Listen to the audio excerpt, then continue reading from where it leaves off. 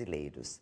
Israel Antonini é autor de Colírio e Charles Marlon escreveu Poesia Limitada. Eles vêm ao Arte Letra para falar de livros e poesias. O Arte Letra volta já.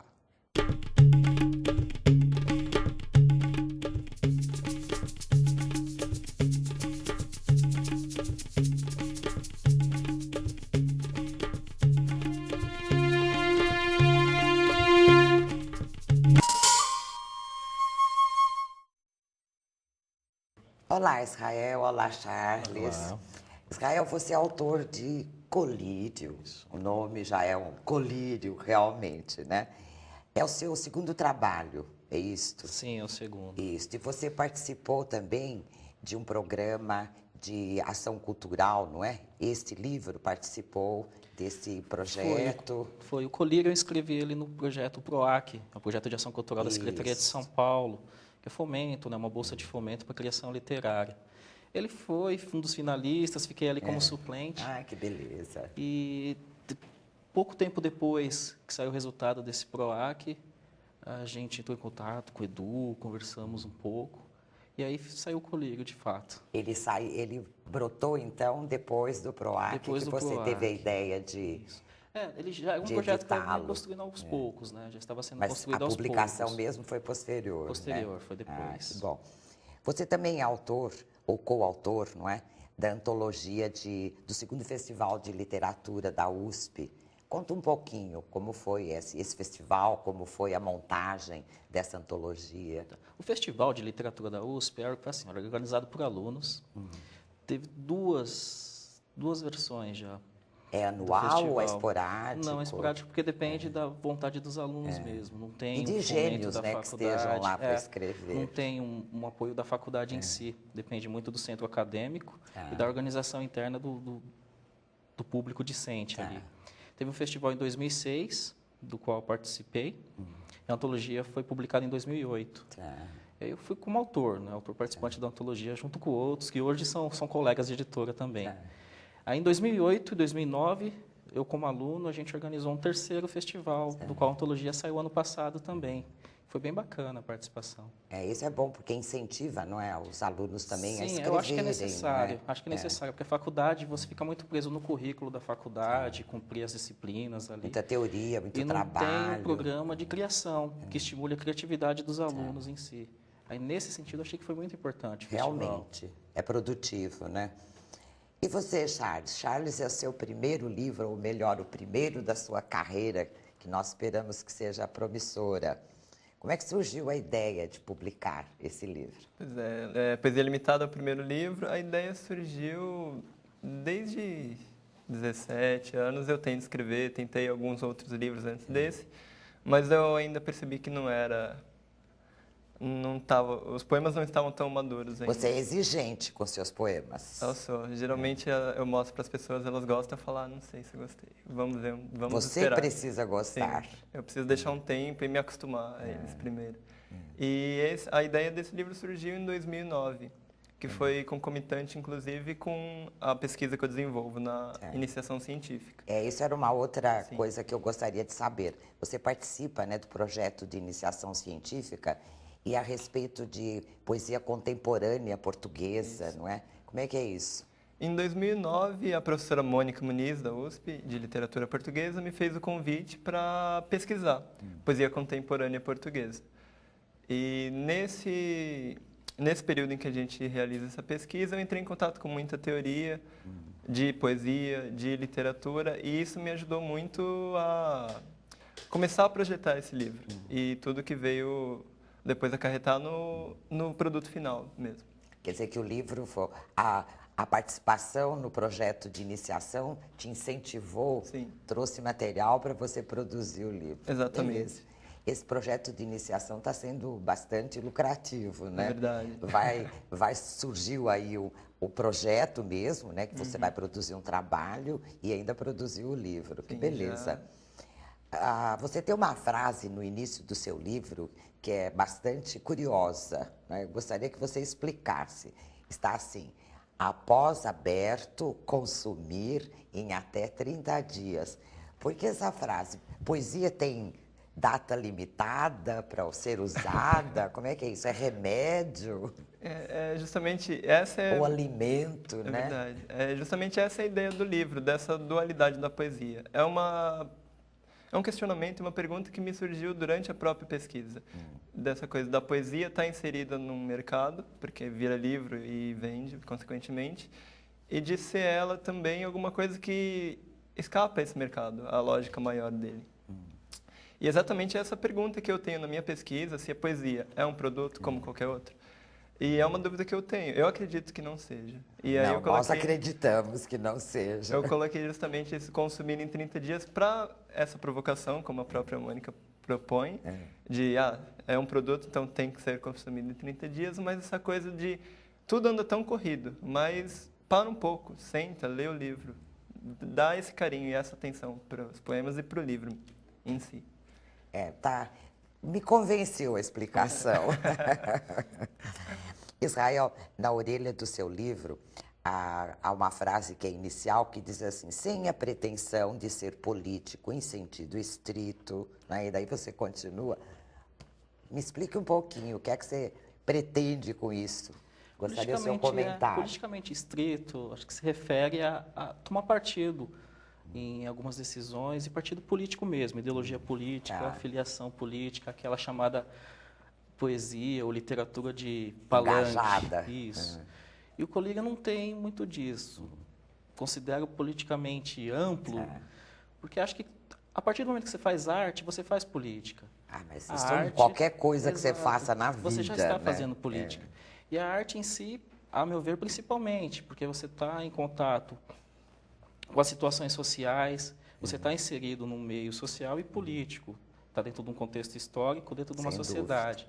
Então, a sua arte acaba refletindo isso. Aí, o politicamente amplo, para contrapor esse estrito. Né? Realmente, porque a sua poesia tem bastante disso, de chamar as pessoas, né, para a situação da vida, fazer com que ela se sinta...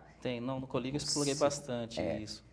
Colírio, assim, é um poeta observador. Bastante observador. Observador do meio social em si. E também tem aquela subjetividade também, né? Olhar para si mesmo. Você usa a sua poesia para falar das pessoas como seres sociais, não é? Você acha que a poesia ajuda as pessoas a se sentirem cidadãs?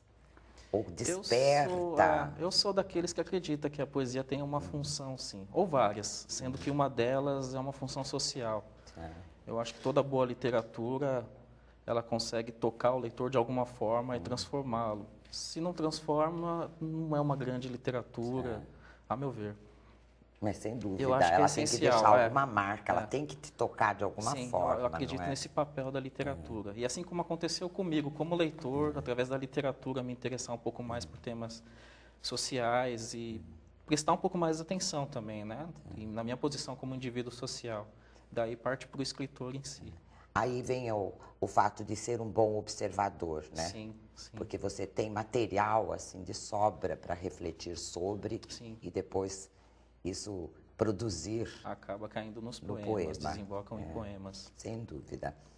Charles, a professora Mônica Simas, né, que escreve a orelha do seu livro, ela diz que todo o seu livro, você já mencionou isso, né, é uma provocação. Eu fiquei intrigada com isso. E é mesmo, ela está coberta de razão, né? Foi proposital, você tem consciência que você está fazendo essa provocação? Ou as pessoas que leem é que sentem? Eu acredito que essa provocação é proposital, sim. Porque no livro, desde o título, essa coisa de consumir em 30 dias e os poemas todos também, eu tive essa preocupação de evitar dualidades. Ou é uma coisa ou é outra. É buscar mostrar as coisas na complexidade que elas têm. Elas podem ser uma coisa e outra totalmente contrárias ao mesmo tempo, sem que uma coisa anule a outra. Então eu busquei... É difícil isso, né? É difícil, não sei se eu consegui, mas foi isso. Esse era o projeto. Mas é mostrar provocador como as coisas são mesmo. complexas e não é ou é preto ou é branco. Pode ser preto e branco ao mesmo tempo. Vocês costumam, isso é uma curiosidade minha também, dar os seus textos para outras pessoas lerem antes da publicação? Não sei, como é que vocês veem isso? Sim, inclusive tem uma dedicatória no livro que eu coloco a Karine, que é minha namorada, com penas de lidas e idas da vida. E é justamente quem tem esse primeiro contato. Eu escrevo alguma coisa, envio para ela e ela lê. Não sei se é porque é uma pessoa que tem uma relação afetiva comigo e ela diz, essa aqui eu gostei, em geral ela gosta. E a opinião pesa na hora de... Então ela é a primeira que eu mostro e ela fala, isso aqui não sei, isso aqui tá bom. Então é uma primeira censora do trabalho. E você, Israel? Sim, eu acho importante, né, Maria, você ter o feedback dos seus futuros leitores, assim. Então, eu procuro dar os poemas para o público que é leigo, mas também para quem gosta, para quem é leitor de poesia. Porque que sejam sinceros também. Então, assim, que sejam sinceros, na não formação do por colírio, bajulação que digam, está ótimo, está maravilhoso. Na formação do colírio, deixei um original com um professor meu. Ele ficou uma semana com o livro, não conseguiu ler. Na segunda semana, quando a gente chegou para conversar, ele estava com o livro todo riscado. Eu achei maravilhoso isso. Isso então, é contribuição, né? Sim, contribui muito. A crítica positiva, né, que a gente diz. E aí tem que ter autocrítica também, né? O Arte e Letra vai para um rápido intervalo e no próximo bloco, Israel Antonini e Charles Marlon falam mais de poesia. Daqui a pouco, até já.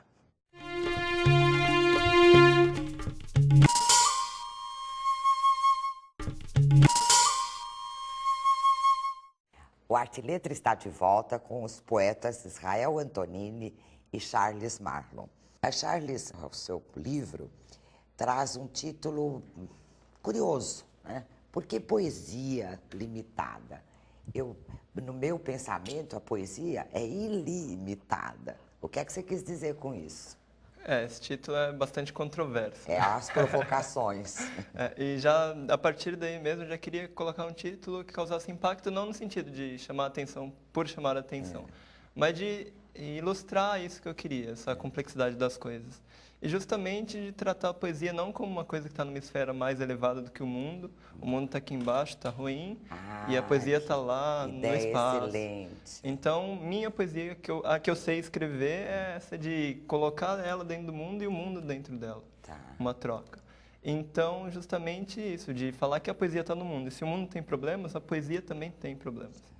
E ao mesmo tempo que é uma limitação dessa minha poesia, é uma limitação minha própria, ou seja, pela falta de idade, pela falta de leitura, é uma limitação minha. Então, esses poemas são os que eu consegui escrever e não outros. Mas que beleza! E também essa questão de limitada, mas não é anulada ou assimilada. Porque, por exemplo, você enche um balão de ar. O ar está aqui, não machuca a gente, nada. Mas dentro de uma bexiga, por mais resistente que seja, dependendo da pressão, uma hora ela estoura. Então, esse ar está limitado pelo balão.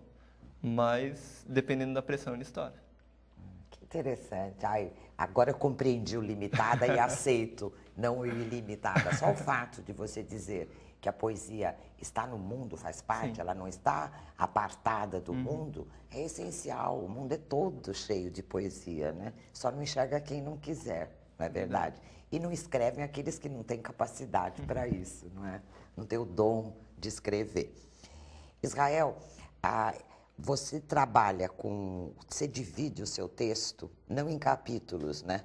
Mas os capítulos têm o nome de dose, né? Dose, falei, bom, é remédio. Ele já disse que o produto dele tem que ser consumido, porque senão, em 30 dias, né? Senão perde a validade. Você divide o seu em dose. Quer dizer, dose é o alimento para a alma, o que é? E no capítulo, ou na dose 5, você faz um trabalho que é mais em prosa, não é? É uma prosa poética, mas é mais prosa. O que aconteceu ali? O poeta virou cronista, se transformou em cronista? Primeiro assim, o título é colírio, remete, obviamente, ao remédio colírio, por isso o termo dose. Também por tratar esses capítulos como se fosse um tratamento homeopático. Aos poucos o leitor vai curando um pouco da sua falta de visão, que é a proposta do livro. Tem que ir usando as doses, um pouco, sabe? As doses adequadas. E na dose 5, que é o 39 no Ibope, eu trabalho um pouco com esse radicalismo da mídia, da imprensa, de tratar certos assuntos como pura matéria jornalística para arrecadar Ibope em si. E essa matéria acaba gerando apenas uma discussão momentânea entre as pessoas, acabou aquele tema, a discussão também acaba e fica por aí. E os textos são mais prosaicos mesmo, são para pegar o ritmo da imprensa, o ritmo de uma notícia, de jornal. Ali eu não me preocupei muito com rimas, embora sempre estejam presentes, né? Acho que para quem Faz escreve, parte da mão do isso, poeta, né? sempre estejam presentes ali. Mas trabalhei mais com isso mesmo, como se fossem pequenas notícias, por isso o tom mais prosaico. E daí a proximidade com a crônica. Sem dúvida. Mas o que você falou a respeito das notícias, eles ficam ávidos atrás de notícias, coisas Sim, novas. sim. Né? A busca do furo É momentâneo. É uma disputa pelo Ibope mesmo, né? É isso que a gente vê. Hoje, esse já não serve mais. Eu quero que venha a notícia nova. Quando você esgota um assunto, né? Tá bom, deixa ele de Esse canto, aqui já não serve mais, vamos procurar outra coisa. E exploram, às vezes, até a exaustão, não é? Muito. Cansativamente, né? Por isso o título, por isso que essa sessão ainda tem um tom apelativo mesmo. Apelativo. Que provocar um pouco disso mesmo, sabe? É para radicalizar? Então vamos lá. Com razão. O Charles, você fez um poema chamado Arco de Valdevez, né? Para homenagear um poeta português, que é o Rui Pires Cabral. Conta um pouquinho para nós, por que desse poema e quem é o Rui Pires Cabral. Rui Pires Cabral é o poeta que eu faço minha pesquisa de iniciação científica, já é o 3º ano que a gente está nessa pesquisa, eu e a Mônica. E quando ela me ofereceu a oportunidade de estudar, fazer uma pesquisa em literatura portuguesa contemporânea, ela me deu uma série de poetas. Lê esses poetas e escolha um. Eu cheguei no poema do Rui Pires, que inclusive eu selecionei, perguntei para ele se podia colocar, ele autorizou, coloquei de epígrafe do livro. Foi o primeiro contato que eu tive com ele. E quando eu li o poema, li todos os outros, gostei muito, mas esse é como se tivesse me esvaziado por dentro e ecoado muito. E eu fiquei, e agora, o que eu faço? Foi um poema muito forte para mim. E ele fala, inclusive, do ato de escrever. Por que a gente escreve? A gente não sabe. Será que alguém vai reconhecer? Alguém vai sentir falta desse poeta que escreveu? Então, não tem outro caminho, é só escrever. A gente regressa para essa escrita solitária, buscando uma outra solidão de quem está lendo. Então, isso eu achei muito bonito e ecoou em mim durante muito tempo. Tanto que daí, eu acredito, surgiu o livro e a própria pesquisa. E você passou esse poema para ele? Ele passei, tem conhecimento? Passei. Eu tenho um contato com ele. E qual foi a reação dele? Pela internet. Ele falou que ficou bastante sensibilizado com o poema, agradeceu o carinho. E eu mantenho um certo contato com ele. Ele é um poeta jovem, assim como você? Sim. Ele é um pouco mais velho. Ele tem 40 anos, mas é um poeta jovem. Ele começou a publicar o primeiro livro dele de 1994. De lá para cá, ele tem 7 volumes, acredito. E o último é de 2009. Então ele está um poeta ativo, que ainda está produzindo. Nunca veio ao Brasil? Acredito que não. Não tenho essa informação com precisão, mas acredito que não. Mas ele viaja muito. Europa, Inglaterra. O livro dele fala muito sobre viagem, sobre estar e não estar em vários lugares ao mesmo tempo. Talvez a influência, você tem algum poema que tem títulos em inglês, né? Você também faz um pouco esse jogo, né? Sim, tem uma influência grande. Às vezes eu tento até tomar um pouco de cuidado, mas faz parte. Tem alguma coisa na poesia dele que me chama muito a atenção e ecoa muito com a minha voz, assim, com as coisas que eu tenho, com as problemáticas que eu tenho mesmo, as questões que eu tenho da vida, de repente. Eu gostaria de saber agora, um de cada vez, quais são os poetas que mais inspiram vocês? E fora da poesia, na prosa, quais são os autores que vocês leem bastante, que alimenta a sua criatividade, imaginação? Eu gosto bastante de poesia contemporânea, gosto de ler meus pares, quem está fazendo poesia hoje. Influências, eu citaria Paulo Henriques Brito, poeta carioca que eu gosto muito. O Fábio Weintraub, aqui de São Paulo, também gosto bastante. E as novíssimas aí, que eu acho que poesia muito legal, que é da Lilian Aquino e da Juliana Bernardo.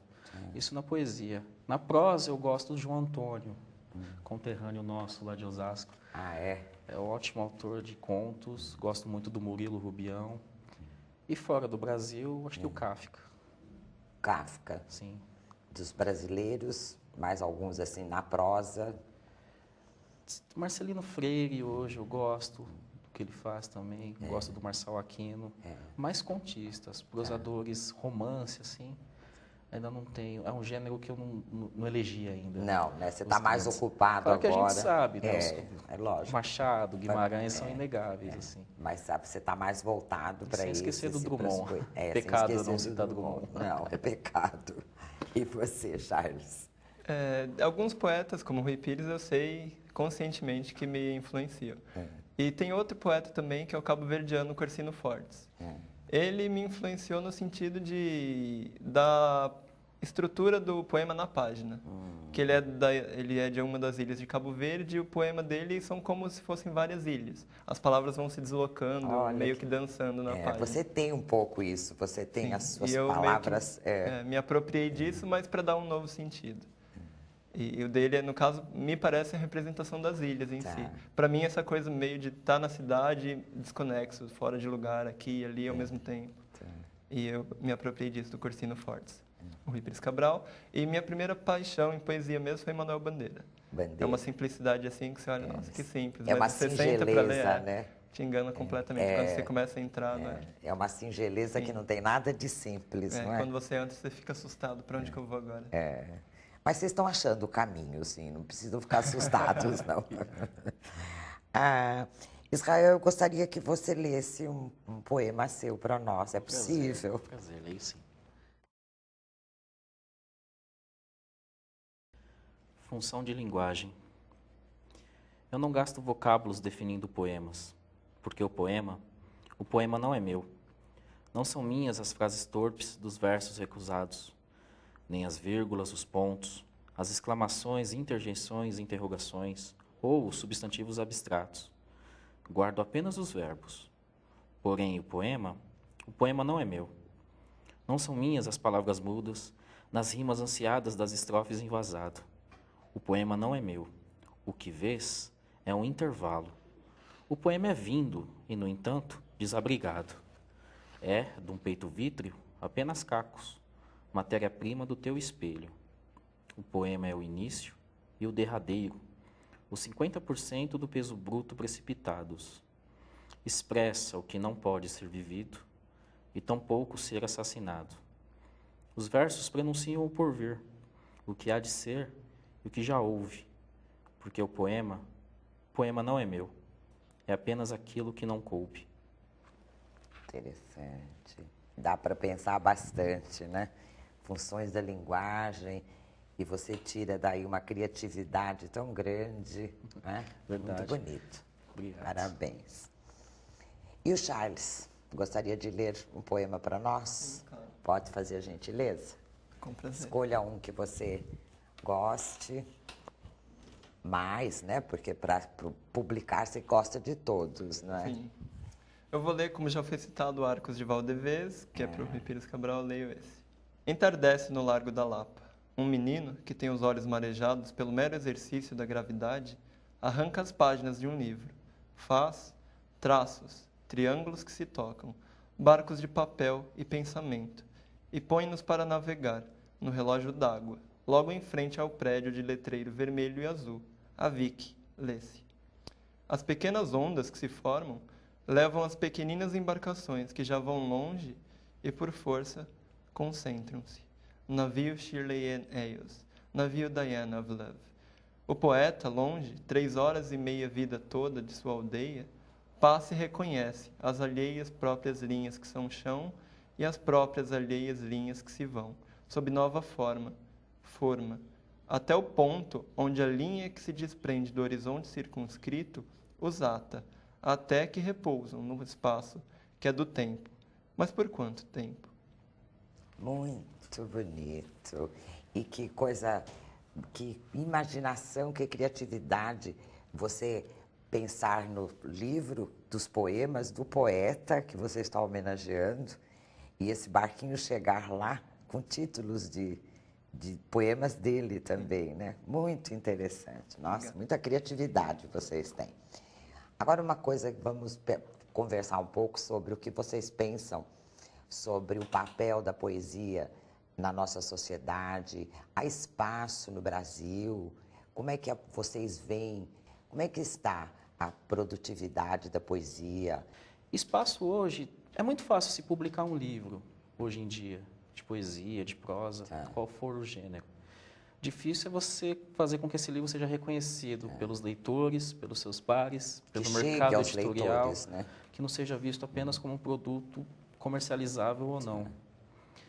Na universidade o espaço é pouco. Acho que ainda falta um pouco de estímulo à criatividade dos alunos ali, dentro do currículo da graduação, né? Eu acredito muito nisso que o Israel colocou, assim. Eu sinto falta disso. A gente lê muita teoria, que é importante. É isso que eu ia comentar. Romances, a gente analisa muita coisa, mas essa produção acaba ficando de fora. E é tanta coisa que a gente é cobrado para escrever, que acaba perdendo esse prazer em escrever. E escrever acaba sendo uma coisa assim, eu tenho tal data para escrever tal coisa, e acaba virando uma coisa chata por causa disso. Próximos trabalhos, algumas coisas na gaveta? Sim, já tem um projeto que tem 12 poemas. É um livro que o nome, por enquanto, é O Caso Transparente. O Caso Transparente. Segue a linha desses poemas, meio narrativo e essa coisa da cidade mesmo. Ótimo. E você? Também, eu tenho um segundo livro em projeto mesmo, nome provisório, mas talvez fique definitivo, que eu gosto bastante da imagem. É o Jazz Azul. Jazz Azul. Isso. E eu também quero amadurecer um pouco a minha prosa. Eu arrisquei alguns contos, mas ainda estou amadurecendo até criar a identidade. Isso é bom. Sucesso aos dois, nos novos projetos. Obrigada pela presença. Nós que agradecemos o convite. Hoje no Arte e Letra tivemos a presença de Israel Antonini e Charles Marlon. Obrigada pela audiência e até o próximo programa.